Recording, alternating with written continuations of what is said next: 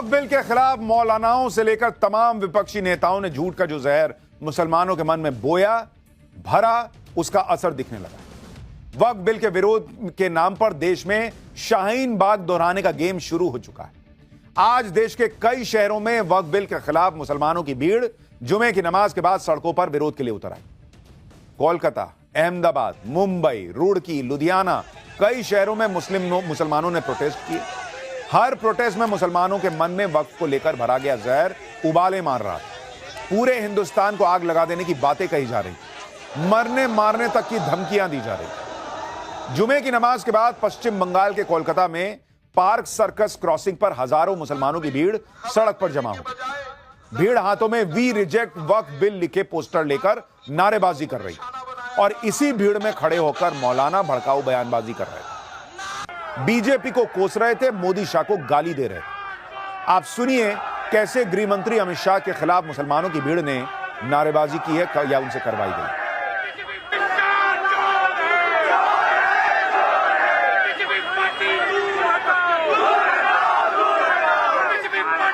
आप देखिए कि मोदी और शाह की जोड़ी ने मुसलमानों के हित में वक्फ बिल पास करवाया, जिससे मुसलमानों का ही भला होना है।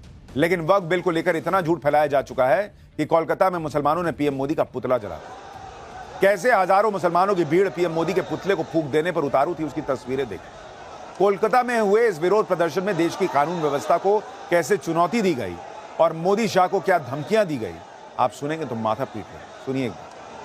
गारंटी है कि उसमें चंद्रचूड़ जैसा जज नहीं होगा जो भगवान से पूछकर फैसले देता हो।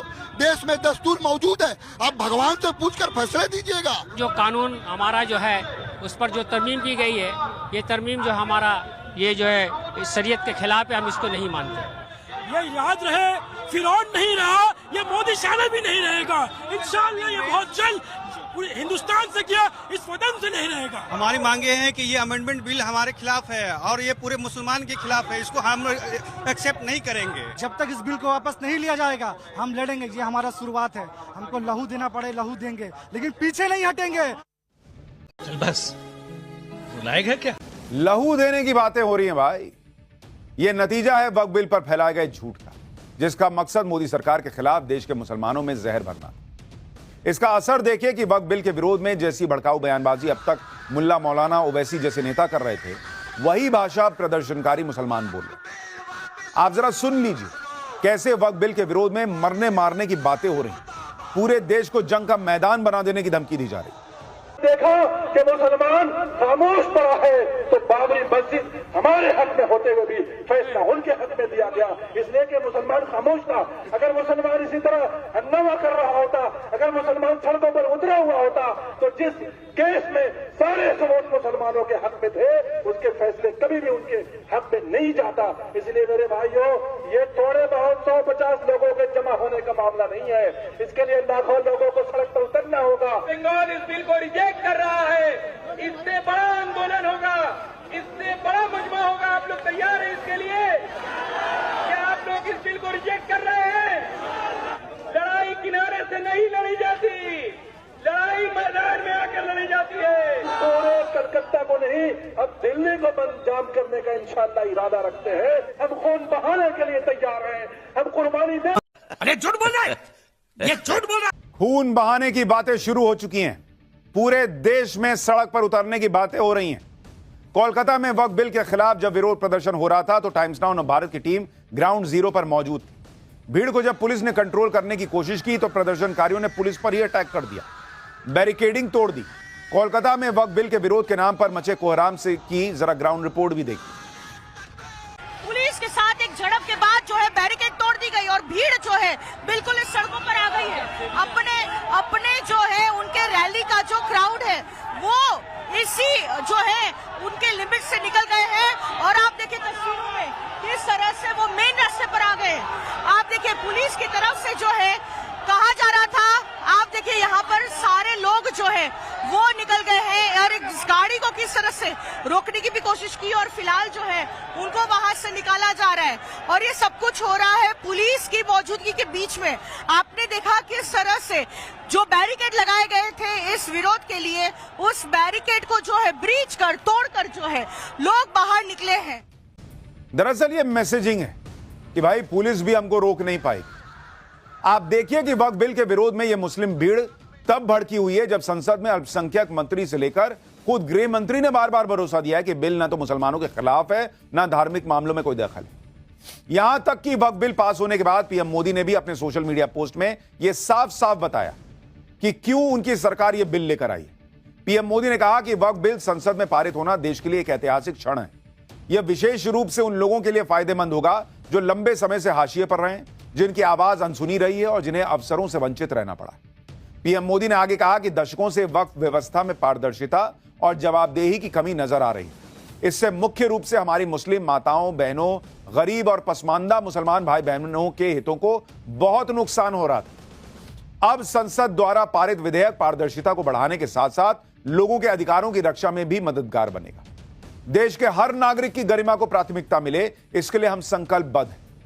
यानी पीएम मोदी ने साफ बताया कि वक्फ से जुड़े पुराने बिल में वक्फ संपत्तियों को लेकर न पारदर्शिता थी, न जवाबदेही और न ही इसका फायदा गरीब मुसलमानों तक पहुंच रहा था। इसलिए यह बिल लाया गया। प्रधानमंत्री मोदी के भरोसे के बाद भी मुसलमानों को भड़काने का काम चल रहा है। आप सुनिए, जुमे की नमाज के बाद सड़क पर उतरी भीड़ यहां तक कह रही है कि हम इस कानून को नहीं मानेंगे, लेकिन अमित शाह भी संसद में कह चुके हैं कि कानून तो मानना पड़ेगा बॉस।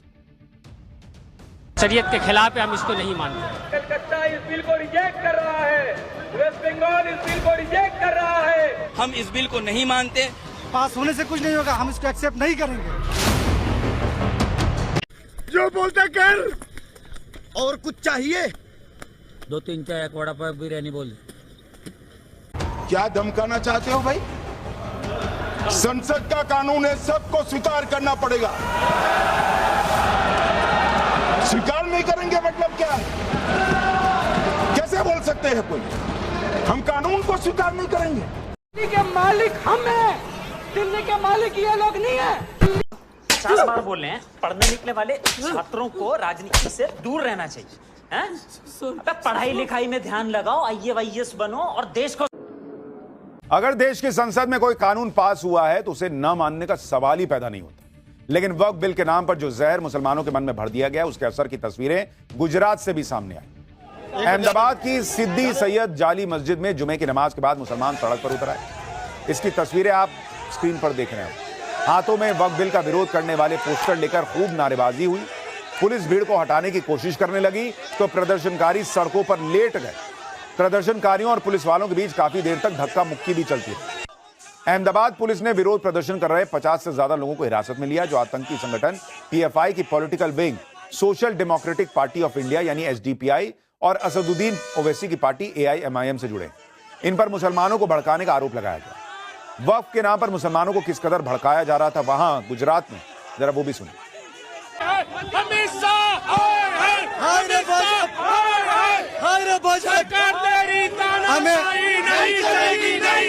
रात को 2 बजे पास करा, क्यों सबके सामने बात करना था? तुम्हारे दिल में बेईमानी और गद्दारी है, तुमने बिल पास करा। हमारा बिल पास हमको वापस दो। हमने तो मारे गए मरेगा, खून दे जा देंगे, हम नहीं जाने देंगे। हमारे को वापस दो, हमारी खून दे जाए, जान दे देंगे।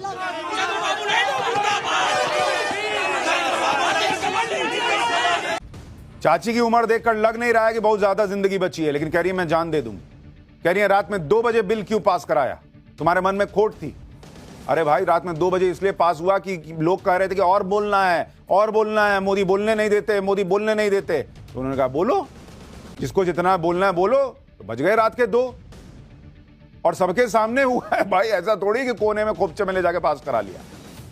मुंबई में भी वक्फ बिल के खिलाफ प्रोटेस्ट हुआ। वहां कई मस्जिदों ने मुसलमानों के वक्फ बिल के विरोध में काली पट्टी बांधकर नमाज पढ़ी। मुंबई के मुसलमान भी कह रहे हैं कि वक्फ बिल को नहीं मानते। सुनिए जरा इन लोगों को भी। जो बोलेंगे हम उसके लिए तैयार है, मरने मारने के लिए भी तैयार है। अगर हमारे अकाबिर बोलते हैं कि भाई एकदम विरोध प्रदर्शन, तो हम लोग रोड पे मार। लेकिन इस बात पे मरने मारने की बात क्यों? नहीं, मरने मारने की बात अपने आप को भाई हम तो क्यों, लेकिन अपने आप को भी क्यों? अरे भाई, हमारा फंडामेंटल राइट है हमारा। ये जो हालात है मुल्क में, जो नफरत का माहौल है, आप दिल में कुछ रख के जाहिर कुछ करें, तो जाहिर सी बात तो ये तो नहीं होना चाहिए। ये काला कानून लाया गया है जो मुसलमानों को अपाहिज और लूला लंगड़ा बनाने के लिए। यही नहीं, अभी और कह रहे हैं हम अपने आप को मार लेंगे, ये फंडामेंटल राइट है। अरे भाई साहब, आत्महत्या करना कोई फंडामेंटल राइट ही है। आत्महत्या का प्रयास करने पर, बच जाने पर जेल भी जाना पड़ता है। कौन बता रहा है ये सब आपको फंडामेंटल राइट कि खुद को मार लेंगे? वक्फ बिल पर कुछ मुसलमानों का खून इसलिए उबल रहा है क्योंकि उनको भड़काने वाले घात लगाकर दिन रात यही तो कर रहे थे। जैसे all India Muslim personal law board को देखिए, जो खुद को मुसलमानों का सबसे बड़ा मसीहा समझता है, वो मुसलमानों को भड़काकर पूरे देश को शाहीन बाग बना देने की धमकी लगातार दे रहा था। All India Muslim personal law board ने बयान दिया है कि वक्फ बिल का पास होना दुनिया की सबसे बड़ी जमहूरियत के लिए काला अध्याय और कलंक है। पर्सनल लॉ बोर्ड कह रहा है कि अगर कि सत्ताधारी तबका ताकत के नशे में मदहोश होकर आगे बढ़ रहा है। पर्सनल लॉ बोर्ड भड़का रहा है कि सरकार ने मुस्लिम संगठनों और मुसलमान की आवाज को सुना ही नहीं, और AIMPLB ने यह भी कहा है कि वो वक्फ बिल पर खामोश नहीं बैठेगा और पूरे देश में प्रदर्शन करेगा। मतलब इनका एक ही एजेंडा है कि भाई मरने मारने खून खराबे की बात करो और कहो कि पूरे देश में शाहीन बाग बना देंगे। वक्फ बिल के विरोध में जो लोग आम मुसलमानों के बीच आग लगा रहे हैं, उसको खाद पानी इंडी गठबंधन दे रहा है। जैसे कांग्रेस अध्यक्ष मल्लिकार्जुन खड़गे ने वक्फ बिल पर यहां तक कह दिया था कि मुसलमानों को मिट्टी में दबाया जा रहा है, इससे झगड़े बढ़ेंगे और बाद में सरकार को ही संभालना पड़ेगा। सुनिए एक बार मल्लिकार्जुन खड़गे को। इसमें देश में झगड़ा होता है, ये झगड़े की आप बीज डाल रहे हैं। अगर आप दबाने की कोशिश करो मुसलमानों को, ये नहीं होता साहब। आप मिट्टी में उनको दबाने की कोशिश करेंगे तो कभी वो बीज है, मिट्टी से फिर उठते हैं, फिर ग्रो होते हैं, फिर आपको ही ये सुलझाना पड़ता है। करो हाथ जोड़ के मैं मोदी साहब से गुजारिश करता हूँ। अब अगर तुम लोग नए हो तो सब्सक्राइब करो, वो जो लाल वाला बटन है उसके साथ स्कैम करो या फिर महफिल जमाओ, मुझे नहीं पता, बस क्लिक हो जाए।